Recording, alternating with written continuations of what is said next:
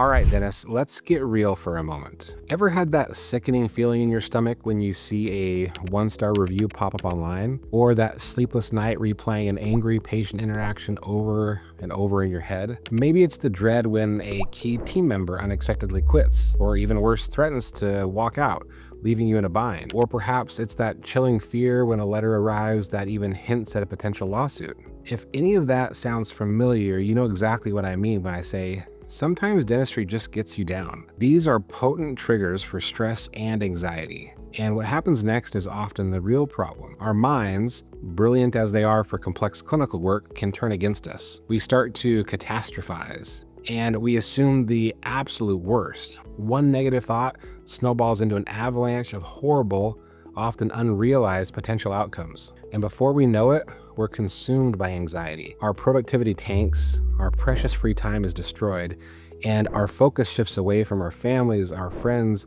and the things that truly matter. If you're tired of these inevitable practice curveballs hijacking your peace and your well-being, then this video is for you. Today, we're not just going to talk about why this happens.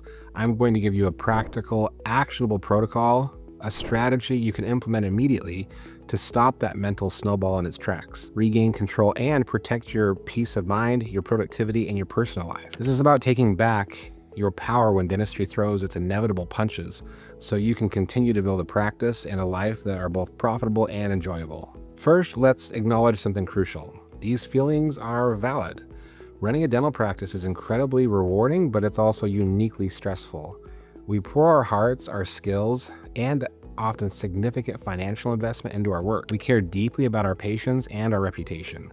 So when things go wrong or threaten to go wrong, it hits us really hard. The specific triggers are pretty universal in our profession. That scathing online review that feels like a personal attack, that the patient who's furious, maybe even irrational, the star assistant or hygienist who suddenly hands in their notice or uses the threat of quitting as leverage. And of course, the ever-present low hum of anxiety about liability, which gets magnified 1,000 times if an actual complaint or legal threat happens. What happens in our brains when these triggers fire? We often jump straight to the worst possible imaginable outcome. That one bad review doesn't just mean one unhappy patient. Our mind tells us it means our entire reputation is ruined. New patients will dry up, our practice will fail. An employee quitting doesn't necessarily just mean a temporary staffing challenge. It means our whole team will collapse and will be unable to function. It's this catastrophizing, this mental snowballing of negative what-ifs that causes so much of our suffering. Often the anxiety we feel is about events that haven't even happened and likely won't happen, at least not to the extreme our minds conjure. Why are we as dentists particularly prone to this? Well, it's a high-stakes profession. We make critical decisions that impact people's health and well-being. Many of us are perfectionists by nature. It's what makes us good clinicians. But that same perfectionism can make us overly sensitive to criticism or perceived failure. And sometimes, especially for solo practitioners, there's a sense of isolation. You feel like you're carrying the weight of the world and those practice pressures on your own shoulders. But here's the good news. You can learn to manage this. You can develop a strategy to short circuit that anxiety spiral. Step 1, pause and breathe.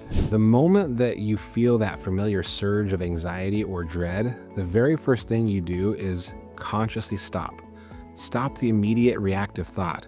Don't let it gain momentum. And then breathe. Seriously. Simple, deep breathing. Maybe try box breathing, where you inhale for 4 counts, hold for 4, exhale for 4, and then hold for 4. Do this for just 60 seconds.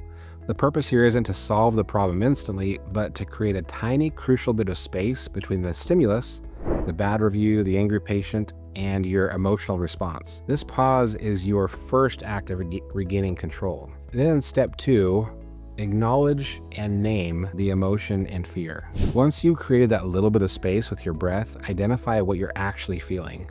Don't try to suppress it or pretend it's not there, but also don't get swept away by it.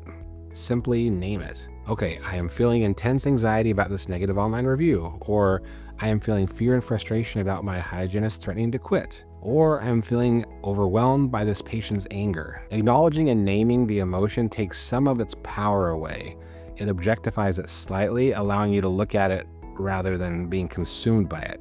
And then step 3, this is fact versus fiction. This is where you start to dismantle the snowball. Get a piece of paper or open a document, create 2 columns.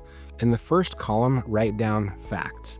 What actually happened? Be objective. Stick to verifiable information. For example, patient posted an online review stating they waited 45 minutes and were unhappy with the communication. Or my assistant said she is considering another job offer. In the second column, write down fiction or fears. This is where you list all those catastrophic thoughts like what ifs that are swirling around in your head. For example, my entire practice reputation is now ruined. No new patients will ever come. All my current patients will leave. I'll have to close my practice. I'm a terrible dentist. Now, look at those 2 columns side by side. How much of what's in your fiction fears column is based on solid evidence versus assumption, exaggeration, or just pure speculation? Often you'll see a huge disparity. And that takes us to step 4, assess the actual risk. Now, take each major fear from your fiction and fears column and apply a rational filter. Ask yourself, what is the actual realistic worst case scenario here? Not the most dramatic one my mind has cooked up. On a scale of 0 to 100, how likely is this realistic worst case scenario to actually happen? Be honest and objective.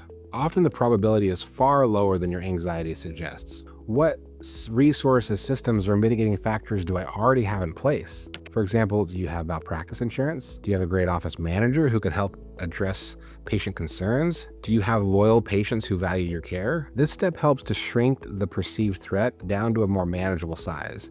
It's about moving from emotional reactivity to logical assessment. Step number 5 is identify one actionable step.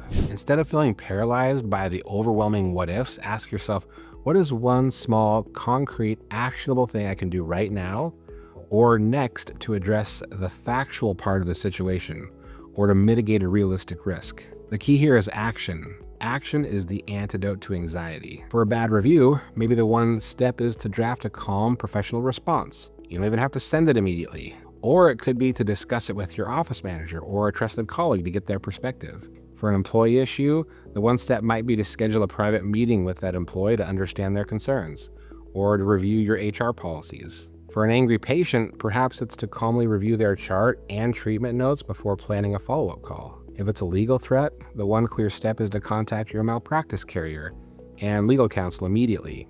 That is the action.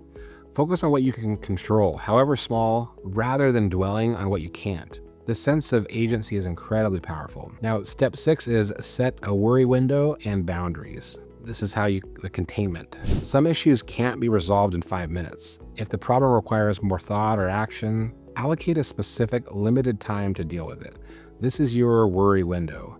For example, I will dedicate 30 minutes after my last patient tomorrow to thoroughly review the situation and decide on the next steps. Outside of that designated worry window, consciously and actively redirect your thoughts. If your mind starts to drift back to the problem while you're trying to have dinner with your family, tell yourself, nope, this is not my worry window time. I will deal with this tomorrow at 5 p.m. This takes practice, but it's crucial for protecting your personal time and your mental energy, and your ability to be present in other areas of your life. You are essentially training your brain to compartmentalize productivity. And the last step is step number 7, seek perspective and support. You are not alone in facing these challenges. Talk to someone you trust, a mentor, a seasoned colleague, your spouse, or a professional coach. The goal isn't just to vent endlessly, but to gain rational perspective from someone outside your own head. Sometimes simply verbalizing your fears to someone who gets it can significantly deflate their power. They might offer you insights or solutions that you haven't considered, or simply reassure you that your catastrophic fears are unlikely. Implementing this strategy isn't a one-time magical fix, but it's a mental muscle that you need to build and strengthen through consistent practice. The more you use it, the quicker you'll become at recognizing the onset of catastrophizing, and the more effective you'll be at deploying these steps. The long-term benefits of this are huge. It's significantly reduced your stress, clearer thinking, and better decision-making under pressure, improved productivity because you're not wasting mental energy on unproductive worry, better sleep, and most importantly, the ability to be more present and engaged with your family and in your personal life. This directly impacts your ability to find more fun, fulfillment, and reward in our profession, which is kind of what we're all here about. So the next time one of these dental curveballs, a bad review, an angry patient, a staff crisis, sends your mind racing down that familiar rabbit hole of anxiety, I want you to consciously pull out this strategy and walk through these steps. And if you're finding value in this and want more strategies to navigate the challenges of our profession and build a practice that's truly serves you, go ahead and hit subscribe. We're here to help you make dentistry less stressful and more rewarding. Now, I'd love to hear from you. What's the one trigger in your practice that tends to send your mind snowballing the most? And looking at this protocol, which step do you think will be the most immediately helpful for you in managing that?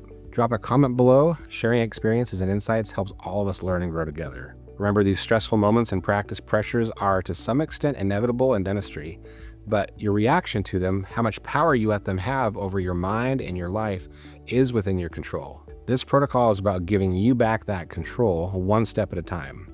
So take what you learned today about managing dental stress and stopping that catastrophic thinking and consciously put it into action the very next time you feel that anxiety start to build. Let's keep working together to make dentistry fun, fulfilling, and rewarding. Subscribe so you don't miss the next strategy, and I'll see you soon.